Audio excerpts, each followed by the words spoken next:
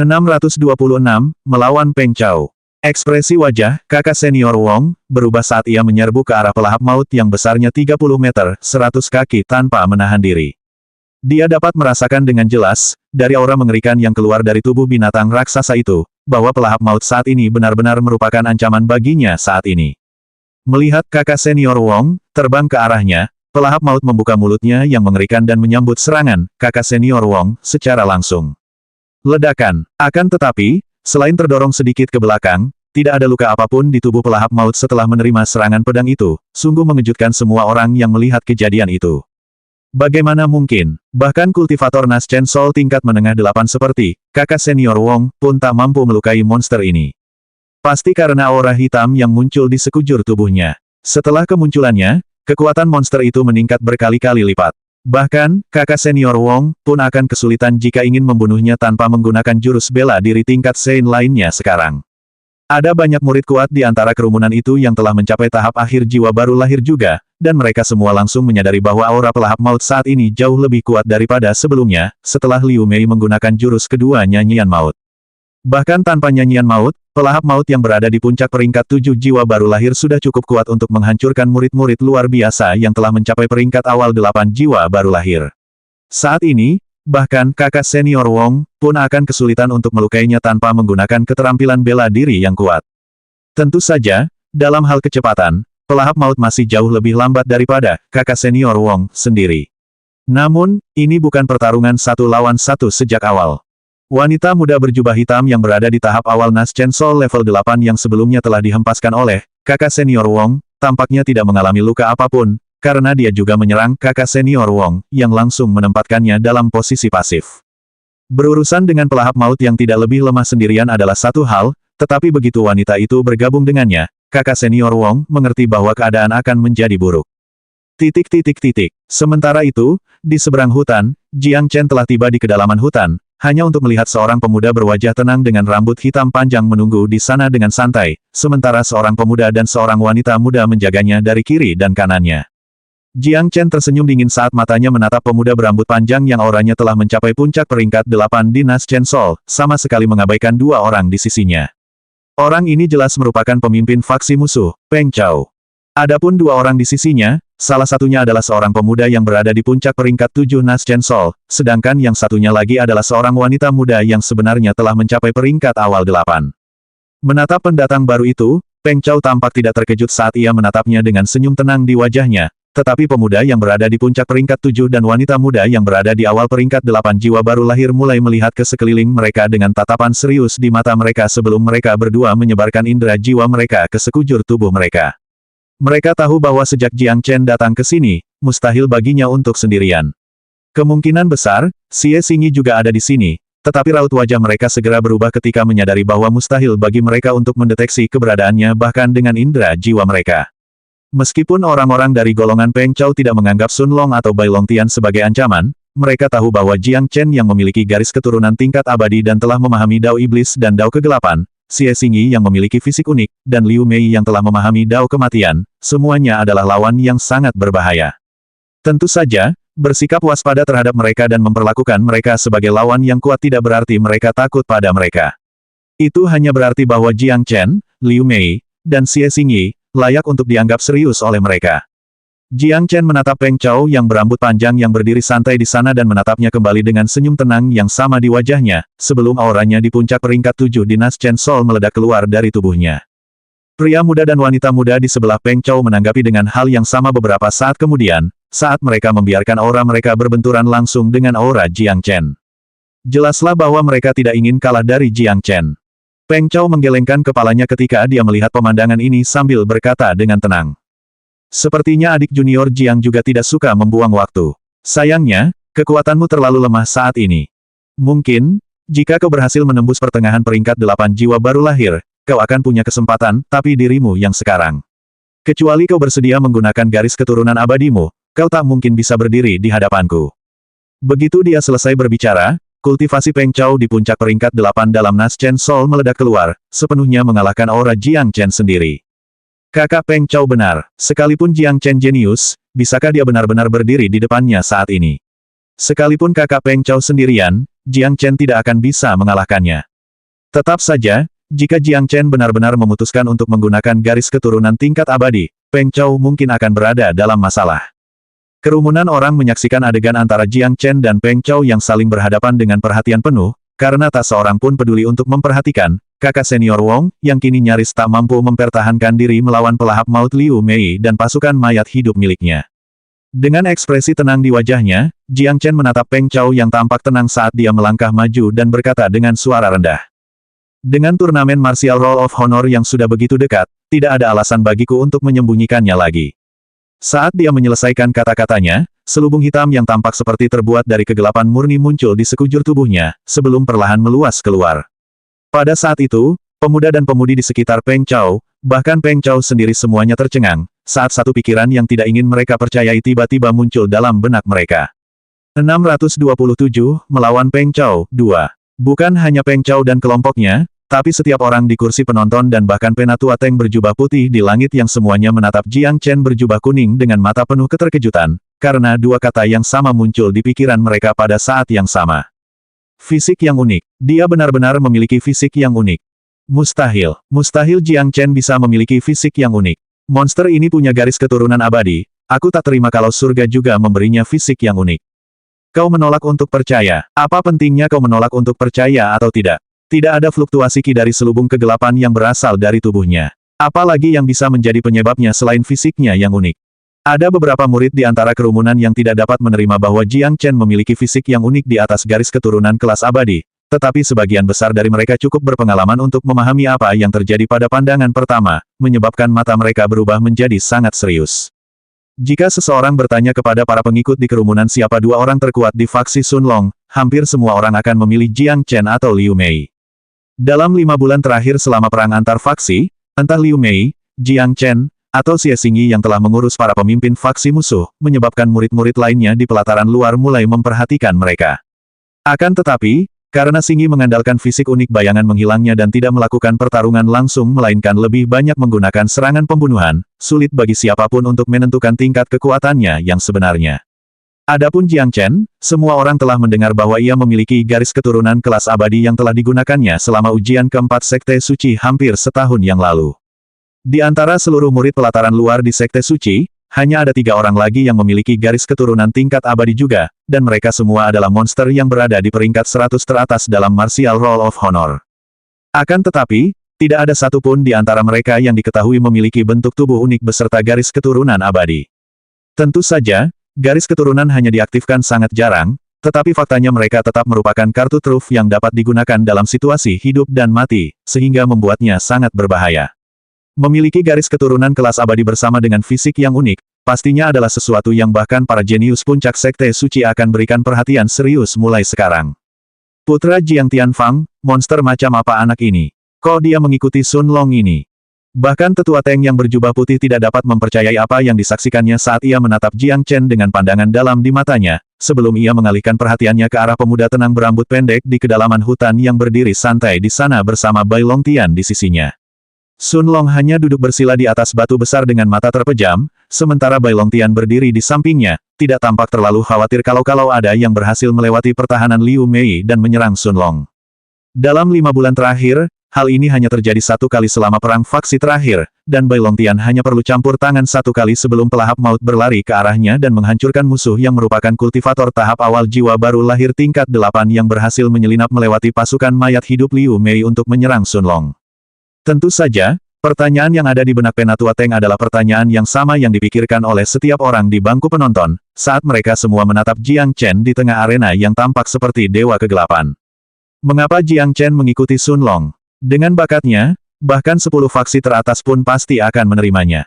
Sayangnya, Jiang Chen nampaknya tidak akan menjawab mereka karena ia terus berjalan ke arah Peng Chou selangkah demi selangkah, sementara tabir kegelapan di sekeliling tubuhnya mulai semakin tebal. Peng Chou kini menatap Jiang Chen dengan tatapan serius, sebelum mengeluarkan pedang biru besar dari cincin spasialnya. Peng Chou sempat mengira bahwa sekalipun Jiang Chen kuat, mustahil dia akan sanggup melawannya. Namun, setelah melihat selubung kegelapan yang mulai muncul di sekelilingnya, pikiran itu seketika sirna dari benaknya, membuatnya menatap Jiang Chen dengan serius. Dia sudah tahu bahwa Jiang Chen mungkin cukup kuat untuk melawan anggota terkuat kedua di faksinya, kakak senior Wong, secara langsung. Bahkan jika Jiang Chen kalah melawan kakak senior Wong, Peng Chao yakin Jiang Chen tidak akan jauh lebih lemah.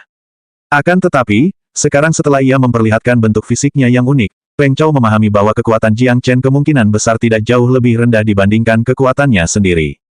Pria muda dan wanita muda yang berdiri di sisi Peng Chao juga menatap Jiang Chen dengan hikmat, sambil memegang senjata mereka erat-erat. Namun Jiang Chen sama sekali tidak menghiraukan mereka saat dia melambaikan lengan bajunya, mengeluarkan pedang emas besar dari cincin spasialnya dan memegangnya dengan kedua tangan. Ini adalah senjata tingkat bintang milik Jiang Chen. Sambil memegang erat pedang emasnya, Jiang Chen mengalirkan ki ke dalamnya, menyebabkan pola-pola misterius pada permukaan pedang emas itu menyala satu demi satu, sebelum aura gelap tak tertandingi meletus dari dalam pedang itu. Aura yang tampaknya hampir identik dengan tabir kegelapan yang keluar dari tubuhnya itu tampaknya langsung memperkuat kegelapan di sekitar Jiang Chen berlipat ganda, membuatnya semakin pekat dari sebelumnya. Peng Chao yang sedari tadi berdiam diri dan menunggu Jiang Chen melancarkan gerakan untuk melakukan serangan balik, tiba-tiba merasakan getaran menjalar ke seluruh tubuhnya, seiring rasa bahaya yang mendalam muncul di dalam hatinya. Dia bisa merasakan aura Jiang Chen saat ini sangat mengerikan, bahkan membuat ahli tahap jiwa baru lahir tingkat 8 seperti dia merasa takut. Tidak mungkin Peng Chao akan terus menunggu sampai Jiang Chen mengambil inisiatif untuk menyerangnya. Ekspresi wajah Peng Chao berubah serius saat dia memegang pedang biru di depannya dan memasukkan ki ke dalamnya, sebelum dia menebasnya ke depan beberapa saat kemudian, saat dia berteriak. Keterampilan bela diri tingkat rendah orang suci, pedang pembelah laut. Jiang Chen menatap dingin pada tebasan pedang raksasa yang terbang ke arahnya dan tampak seperti bisa membelah laut, sebelum suaranya yang tenang namun dingin bergema di seluruh arena. Kerajaan Kegelapan 628, Kerajaan Jiang Chen. Tabir kegelapan di sekitar Jiang Chen tiba-tiba mulai tersingkap sebelum meluas lebih jauh, tidak hanya menutupi tubuh Jiang Chen, tetapi juga menenggelamkan Peng Chao secara menyeluruh, bersama dengan pemuda dan pemudi yang berdiri di sisinya. Dalam sekejap mata, sebagian besar hutan telah tenggelam seluruhnya ke dalam kegelapan, berubah menjadi kerajaan Jiang Chen. Para pengikut pelataran luar yang duduk di bangku penonton langsung menjadi kacau saat sosok Jiang Chen menghilang ke dalam kegelapan bersama Peng Chao dan dua orang lainnya, sebelum teriakan cemas segera memenuhi arena. Apa yang terjadi dengan kelompok Peng Chao? Apa sebenarnya kubah hitam kegelapan ini? Apakah ini fisik unik Jiang Chen? Jenis fisik apakah ini? Siapa yang menang? Tetua Teng, mari kita lihat pertarungannya. Beberapa di antara murid-murid itu bahkan mencoba mengirimkan indera jiwa mereka ke dalam arena untuk mengintip kerajaan kegelapan milik Jiang Chen, tetapi sebelum indera jiwa mereka sempat mendekati kubah hitam yang muncul di dalam hutan, Tetua Teng mendengus dingin saat ia langsung menekan indera jiwa para murid itu. Sudah menjadi pengetahuan umum bahwa apapun yang terjadi, tidak seorang pun akan pernah mencoba ikut campur dalam perkelahian di arena, entah itu perkelahian pribadi atau perang faksi.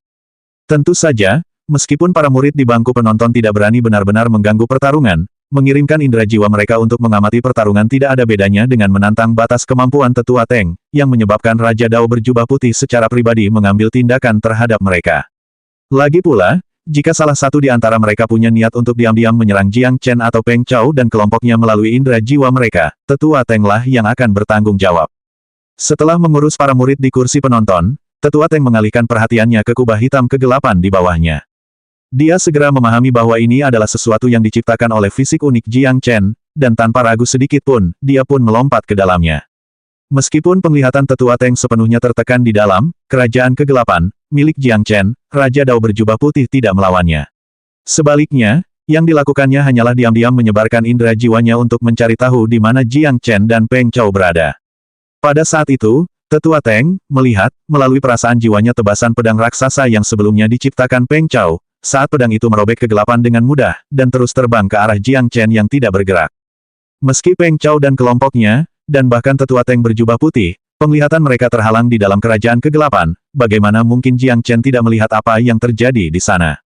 Melihat tebasan pedang yang melesat ke arahnya, Jiang Chen memasang ekspresi serius di matanya saat dia mengepalkan tangan kanannya erat-erat, sebelum dia mengayunkan pedang emasnya ke arah tebasan itu dengan kekuatan penuh. Pada saat yang sama, kegelapan di sekitar Jiang Chen mulai berkumpul dengan cepat di sekitar pedang emasnya, membentuk wujud pedang besar terbuat dari kegelapan yang tingginya lebih dari 10 meter 33 kaki, dan sesaat kemudian, pedang besar itu benar-benar bertabrakan dengan pedang pembelah laut milik Peng Chao. BOOOOOM. Ledakan dahsyat terdengar dari tengah arena saat pedang dan golok saling bertabrakan, sementara kegelapan di dalam kerajaan kegelapan milik Jiang Chen pun mulai menyebar keluar. Kerumunan di kursi penonton hanya melihat riak di lapisan terluar kerajaan kegelapan, sebelum tabir kegelapan segera kembali normal.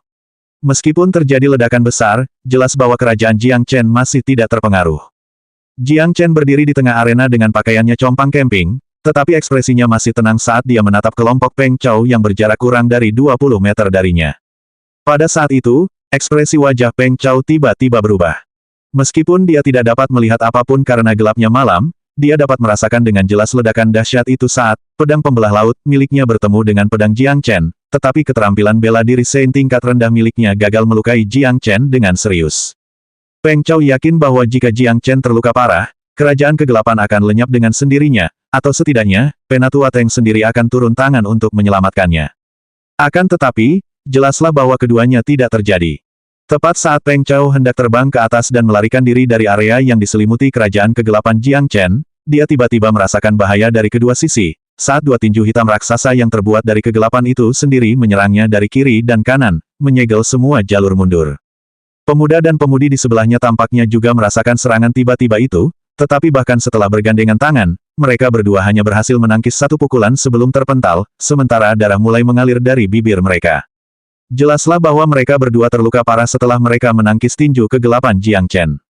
Peng Chou juga mengerti bahwa mereka berdua telah terluka, tetapi di matanya, ini wajar saja.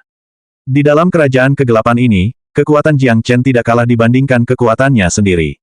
Bagaimana mereka berdua bisa menangkis serangannya dan tidak terluka? Bahkan Peng Chou tahu bahwa ia akan kesulitan menangkis pukulan ini secara langsung. Peng Chou hanya menggelengkan kepala sambil menggenggam pedang biru di tangannya erat-erat dan memusatkan perhatian penuh pada pertempuran di depannya. Ia yakin bahwa selama ia mundur dari wilayah yang dikuasai Jiang Chen, ia akan bisa mendapatkan keuntungan saat itu. Merasakan tinju kedua yang kini muncul di sisinya, aura Peng Chou di puncak peringkat 8 dalam Nas Chen Sol meledak keluar tanpa menahan diri. Dia jelas bisa memahami bahwa Jiang Chen juga tidak menahan diri, karena kekuatan di balik pukulan ini benar-benar cukup untuk melukai serius dan bahkan membunuh seorang kultivator tahap jiwa baru lahir puncak peringkat 8 seperti dia jika dia tidak berhati-hati. Sambil melambaikan tangannya, Peng Chou menebaskan pedang biru miliknya, saat pedangnya berhadapan langsung dengan tinju Jiang Chen. Ledakan kedua terdengar dari kubah kegelapan di dalam hutan, membuat kerumunan di kursi penonton menjadi semakin panik karena mereka tidak dapat melihat apa yang sedang terjadi. Semua orang dapat menduga bahwa Jiang Chen dan Peng Chou sama-sama berusaha sekuat tenaga, tetapi selain Tetua Teng, tidak seorang pun dapat melihat apa yang sedang terjadi. Di dalam kubah kegelapan, saat pedang Peng Chou bertemu dengan tinju kegelapan Jiang Chen, ekspresi Peng Chou tiba-tiba berubah, karena rasa bahaya mematikan tumbuh di dalam hatinya. Peng Chou dapat merasakan semua rambut di sekujur tubuhnya berdiri pada saat yang sama, seolah-olah kematian juga sedang mendekatinya dari belakang. Hal ini hampir menyebabkan Peng Chou hampir menyerah dalam bertahan melawan serangan Jiang Chen, karena ia hampir berbalik untuk menemui penyerang di belakangnya juga. Akan tetapi, saat dia mengayunkan pedang birunya ke depan, Peng Chou tiba-tiba merasakan sensasi dingin di lehernya, membuatnya tiba-tiba membeku di tempatnya berdiri. Pada saat yang sama, suara acuh tak acuh seorang wanita muda di belakangnya memasuki telinganya, karena dia hanya mengatakan dua kata. Kamu kalah. 629, apakah Anda akan berpartisipasi? Bibir Jiang Chen melengkung saat melihat pemandangan ini sebelum kegelapan di sekelilingnya mulai menghilang, memungkinkan orang banyak di kursi penonton untuk melihat apa yang sedang terjadi di dalam hutan. Kerumunan itu tercengang saat melihat pemuda dan pemudi dari kubu Peng Chou tergeletak di tanah dengan luka parah, sementara Peng Chou sendiri berdiri diam di tengah hutan sambil sebuah belati perak kecil dikalungkan di lehernya. Xie Xingyi berdiri di belakangnya dengan ekspresi acuh tak acuh di wajahnya, seolah-olah dia sedang menunggu Peng Chou berbicara, sementara Tetua Teng berjubah putih hanya menggelengkan kepalanya tanpa mengatakan apapun. Sebagai Raja Dao yang kuat, bagaimana mungkin dia tidak menyadari apa yang terjadi beberapa saat yang lalu. Begitu Peng Chou menggunakan pedang biru di tangannya untuk menangkis tinju kegelapan Jiang Chen, tubuh Xie Xingyi tiba-tiba muncul dari bayangan di belakangnya, lalu dia mengarahkan belati peraknya ke arah lehernya. Kejadian ini terjadi begitu cepat, bahkan seorang kultivator tahap Nas Chen Sol tingkat 8 seperti Peng Chou tidak mampu menghindar. Saya menyerah. Suara Peng Chou yang agak tak menyerah bergema di seluruh hutan, saat ia berbalik dan menatap wanita muda berambut pirang yang sangat cantik yang berdiri di belakangnya. Xie Xingyi menganggukkan kepalanya dengan tenang dan mencabut belati peraknya dari leher Peng Chou, sebelum tubuhnya menghilang dalam bayangan. Peng Chou menggelengkan kepalanya dan mengabaikan Xie Xingyi, saat dia mengalihkan pandangannya ke arah Jiang Chen berjubah kuning yang berdiri beberapa meter darinya dan berkata dengan nada mengejek. Jiang Chen, hanya itu yang kau punya. Apa kau bahkan tidak berani melawanku sendirian? Apa gunanya punya fisik yang unik kalau kau pengecut? Jiang Chen menampakkan pandangan menghina di matanya saat menatap Peng Chao, lalu berbalik dan pergi tanpa menanggapinya, meninggalkan Peng Chao yang tercengang. Whoaaah. Peng Chao benar-benar kalah. Dia bahkan mengaku kalah. Aku ingin tahu apa yang terjadi di dalam kubah kegelapan Jiang Chen. Begitu kubah itu menghilang, Peng Chao hanya berdiri di sana dengan belati Xie Xingyi tepat di atas lehernya. Bukankah Xie Xingyi berada di tengah-tengah peringkat 7 Nas Chen Sol? Bagaimana dia bisa menyergap Peng Chao seperti itu? Kalau dia bergandengan tangan dengan Jiang Chen, Peng Chao pun akan kesulitan bertahan dari serangan mereka. Fisiknya yang unik juga mengerikan. Kudengar bahkan indera jiwa pun tak bisa mendeteksinya semudah itu. Bibir Sun Long melengkung ke atas begitu dia mendengar diskusi keras di antara para murid di kerumunan, saat dia membuka matanya dan menatap hutan di depannya. Pada saat yang sama, kultivator Nas Chen Sol tingkat menengah 8 dari faksi Peng Chao, kakak senior Wong, yang telah dibombardir oleh serangan pelahap maut Liu Mei dan wanita muda berjubah hitam di tingkat awal 8, serta selusin ksatria mayat hidup yang tersisa dan 300 kerangka tampaknya juga telah mendengar diskusi tersebut, karena ia dan Liu Mei berhenti bertarung pada saat yang sama. Namun, jubah di tubuh kakak senior Wong telah compang camping dan hampir roboh, sedangkan tubuhnya tampak dipenuhi dengan luka pedang yang tak terhitung jumlahnya. Jelaslah dia terluka parah saat bertarung melawan pelahap maut tadi. Adapun pelahap maut itu sendiri, monster raksasa setinggi 30 meter 100 kaki, itu tidak memiliki luka yang jelas di tubuhnya, begitu pula wanita muda berjubah hitam yang melayang di udara di sisinya. Mengalihkan perhatiannya ke sisi lain arena, Liu Mei melihat penatua Teng berjubah putih di langit yang melambaikan tangannya, menarik perhatian semua orang, sebelum dia menyatakan dengan suara keras yang bergema di seluruh arena. Perang faksi. Pemenang, faksi Sun Long. Sun Long tersenyum saat sorak-sorai keras dari kerumunan di kursi penonton meledak di telinganya. Entah membahas kerajaan kegelapan Jiang Chen atau Xie Xingyi yang muncul di belakang Peng Chao yang memaksanya mengakui kekalahan. Saudara Sun, tampaknya saudara Jiang benar-benar bertindak habis-habisan kali ini. Bai Longtian berkata sambil tersenyum di wajahnya, tetapi jelas bahwa dia sebenarnya sudah menduga hal itu. Sun Long menganggukkan kepalanya dengan ekspresi tenang di wajahnya saat tanah di bawah kakinya mulai bergetar, saat pelahap maut raksasa muncul di kejauhan di depan, merobohkan pepohonan yang menghalangi jalannya. Liu Mei adalah orang pertama yang kembali di sampingnya, diikuti oleh tubuh Xie Xingyi yang muncul dari bayangan beberapa saat kemudian, dan terakhir, Jiang Chen. Saudara Long, kita menang. Xie Xingyi berkata dengan nada sedikit bangga saat dia menatap Sun Long dengan mata hijaunya yang menakjubkan, sementara Jiang Chen menganggukkan kepalanya dengan tenang, tetapi ada pandangan bangga yang sama di matanya seperti di mata Xingyi. Perang faksi sangatlah penting bagi setiap faksi di sekte, bukan hanya untuk mendapatkan imbalan yang diperoleh faksi dari sekte suci setiap bulan, tetapi juga untuk menaikkan gengsi faksi mereka. Bagi Jiang Chen dan yang lainnya, faksi mereka sekarang tidak berbeda dengan rumah mereka sendiri. Tepat saat Sun Long hendak berbicara, seberkas cahaya putih membelah langit dan muncul di udara di atas mereka beberapa saat kemudian. Penatua Teng berjubah putih menyerahkan token identifikasi sekte kepada Sun Long yang telah diambilnya sebelum perang faksi dimulai, saat Raja Dao berjubah putih menatap kelompok 5 murid luar di bawahnya dengan senyum cerah di wajahnya dan berkata, "Selamat." Sun Long dan yang lainnya membungkuk dan menangkupkan tangan mereka pada Raja Dao berjubah putih di depan mereka. Setelah menatap Liu Mei, Xie Xingyi, dan Jiang Chen beberapa saat, tetua Teng menatap Bai Longtian dalam-dalam juga selama beberapa saat, sebelum mengalihkan pandangannya ke arah Sun Long. Namun pada saat itu, Raja Dao berjubah putih itu tertegun ketika menyadari bahwa dia tidak dapat menyelidiki kultivasi Sun Long sama sekali, hampir seolah-olah tidak ada sedikit pun ki yang keluar dari tubuhnya, membuatnya mengerutkan kening. Aku tidak bisa mendeteksi kultivasi anak ini. Bagaimana mungkin? Meskipun pikiran ini muncul di benaknya, Penatua Teng tidak menunjukkannya dalam ekspresinya saat senyum muncul di wajahnya saat dia melihat Sun Long dan bertanya dengan rasa ingin tahu. Sun Long, apakah kamu berencana untuk berpartisipasi dalam turnamen Martial Roll of Honor? Aku yakin banyak orang penasaran dengan kekuatanmu saat ini. 5 bulan yang lalu, aku ingat kamu berada di tengah-tengah peringkat 4 Nas Chen Sol. Hehe, aku juga penasaran seberapa kuat kamu sekarang. Tanda hubung. Catatan penulis, ada sistem voting baru untuk web novel yang disebut tiket emas, dan akan diriset setiap bulan. Anda bisa mendapatkan tiket emas dengan menghabiskan koin, mendapatkan brief, atau menghadiahkan buku dengan hadiah besar 500 koin plus. Jika Anda belum memilikinya, pastikan untuk memperbarui aplikasi web novel. Jadi, untuk menyuap kalian agar memilih dengan tiket ini, saya akan memberi kalian 5 bab bonus untuk setiap 250 tiket emas yang kita peroleh bulan ini. Selamat memilih. 630 banding 1000 teratas. Mendengar pertanyaan Penatua Teng, Sun Long menangkupkan tangannya ke arahnya sebelum dia berkata. Penatua menyanjung saya, tapi, Anda benar, kita semua akan berpartisipasi dalam turnamen Martial Roll of Honor sebulan dari sekarang. Soal apakah kita akan berhasil mencapai 1000 besar atau tidak, itu akan sedikit lebih sulit. 1000 teratas, tanya Tetua Teng dengan suara tidak percaya saat dia menatap Sun Long dengan tatapan tidak percaya. Jelaslah bahwa Sun Long tidak tahu seberapa kuat orang-orang yang berada dalam peringkat 1000 teratas dalam daftar kehormatan bela diri, membuat Tetua Teng berjubah putih hanya menggelengkan kepalanya dan tersenyum kecut padanya.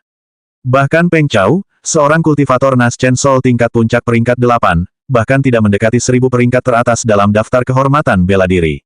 Lagi pula, bahkan orang terlemah di 1000 peringkat teratas, setidaknya, adalah seorang kultivator Nas Chen Sol tingkat 9 yang sangat kuat, sementara beberapa monster di puncak peringkat bahkan dikabarkan telah melampaui level tersebut. Meskipun Sun Long dan Jiang Chen dikabarkan memiliki garis keturunan kelas abadi, mereka hanya dapat menggunakan garis keturunan mereka dalam waktu terbatas dan sebagian besar murid biasanya bahkan tidak akan menggunakan garis keturunan mereka selama turnamen Martial Roll of Honor sejak awal. 1000 teratas terlalu sulit bagimu saat ini, tapi aku masih yakin kamu bisa mencapainya dalam 3 atau 4 tahun ke depan jika kamu cukup beruntung. Selama kamu mencapai puncak peringkat 9 di Nas Chen Sol dan memperdalam pemahamanmu tentang Dao of Space, aku yakin kamu bahkan akan punya kesempatan untuk masuk ke peringkat 500 teratas juga. Penatua Teng kemudian melemparkan pandangan terakhir pada Liu Mei dan yang lainnya dan menganggukkan kepalanya ke arah mereka, sebelum ia berbalik dan melayang di langit di atas arena. Dia paham bahwa bagi sebuah faksi yang memiliki 4 murid pribadi dari para tetua pengadilan dalam sebagai anggotanya, hanya masalah waktu hingga mereka mulai membuat gelombang dalam sekte suci. Setelah hari ini, sekarang faksi Sun Long telah memasuki 300 teratas. Selain faksi terkuat di 20 teratas, setiap faksi lain dalam sekte akan mulai memperhatikan mereka. Lagi pula, di mata Tetua Teng, tak akan lebih dari 10 tahun lagi sampai kelompok Sun Long berhasil menantang beberapa faksi di 100 besar. Di mata Raja Dao tingkat puncak yang telah hidup puluhan ribu tahun, 10 tahun hanyalah satu sesi kultivasi. Sun Long kemudian mengalihkan perhatiannya ke arah Jiang Chen dan yang lainnya dan berkata, ayo kita kembali ke Aula Harta Karun Emas dulu. Kurang dari sebulan lagi sampai turnamen daftar kehormatan bela diri dimulai. Liu Mei dan yang lainnya menganggukkan kepala saat mengikuti Sun Long keluar dari arena. Saat kelompok mereka meninggalkan arena, mata 50.000 pengikut pelataran luar di kursi penonton hampir semuanya terfokus pada Jiang Chen berjubah kuning. Bagi seorang murid pelataran luar yang memiliki garis keturunan kelas abadi dan fisik unik yang kuat, tidak diragukan lagi namanya akan menyebar ke seluruh pelataran luar, menarik perhatian banyak murid pelataran luar yang kuat. Tentu saja, alasan mengapa Jiang Chen memutuskan untuk memperlihatkan fisik unik kegelapan abadinya hari ini bukanlah keputusan yang diambil secara spontan. Jiang Chen sudah membicarakan hal ini dengan Sun Long malam sebelumnya. Bukan hanya dia, tapi Bai Longtian juga berencana untuk memperlihatkan fisik uniknya selama perang faksi ini, tentu saja, itu hanya jika kakak senior Wong berhasil melewati pasukan mayat hidup Liu Mei dan mencapai mereka. Jiang Chen tahu bahwa bahkan dengan kekuatannya saat ini, selama dia tidak menggunakan garis keturunan kelas abadi dari Demonic Crow of Darkness dan jika dia tidak memperlihatkan fisik unik Eternal Darkness miliknya, akan hampir mustahil baginya dan Xing Yi untuk mengalahkan Peng Chao. Lagi pula, Peng Chao bukan hanya seorang kultivator tahap Nas Chen Sol tingkat puncak 8, tetapi juga termasuk dalam 2000 besar dalam daftar Martial Roll of Honor. Kekuatannya konon berada di atas kebanyakan kultivator tahap Nas Chen Sol tingkat puncak 8, bahkan mendekati kekuatan beberapa murid pelataran luar yang juga telah mencapai tahap Nas Chen Sol tingkat awal 9. Meskipun dia termasuk dalam peringkat murid pelataran luar yang paling lemah di 2000 teratas dan berada di dekat bagian bawah peringkat, Peng Chao masih cukup kuat untuk menghancurkan faksi normal di 1000 teratas sendirian. Dengan pemikiran ini dalam benaknya dan karena semua orang tahu bahwa faksi-faksi teratas akan menjadi semakin kuat seiring mereka naik dalam peringkat faksi, Sun Long memahami bahwa Jiang Chen yang memperlihatkan fisiknya yang unik akan terjadi cepat atau lambat. Selain itu, karena mereka semua akan memasuki turnamen Martial Roll of Honor sebulan kemudian, tidak ada gunanya bagi Jiang Chen untuk menyembunyikan fisik uniknya lebih lama lagi kecuali dia tidak berencana untuk bertarung dengan kekuatan penuh. Akan tetapi, bahkan dengan bentuk tubuhnya yang unik dan garis keturunan abadi, Jiang Chen tahu bahwa peluangnya untuk masuk peringkat 1000 teratas dalam Martial Roll of Honor masih sangat rendah. Beberapa waktu kemudian, rombongan Sun Long tiba di depan sebuah bangunan besar dan mewah, yang kedua pintu emasnya terbuka lebar, karena banyak sekali murid luar yang datang dan pergi dari pintu masuknya setiap saat. Dengan senyum di wajahnya Sun Long melangkah melewati pintu masuk saat ia memasuki Aula Harta Karun Emas, sementara Liu Mei dan yang lainnya mengikutinya dari belakang. Jiang Chen, Bai Longtian, dan Xing Yi, semuanya memasang ekspresi gembira di wajah mereka, karena mereka semua tahu alasan mengapa Sun Long datang ke Aula Harta Karun Emas hari ini. Selanjutnya bab 631, Lagu Yahui.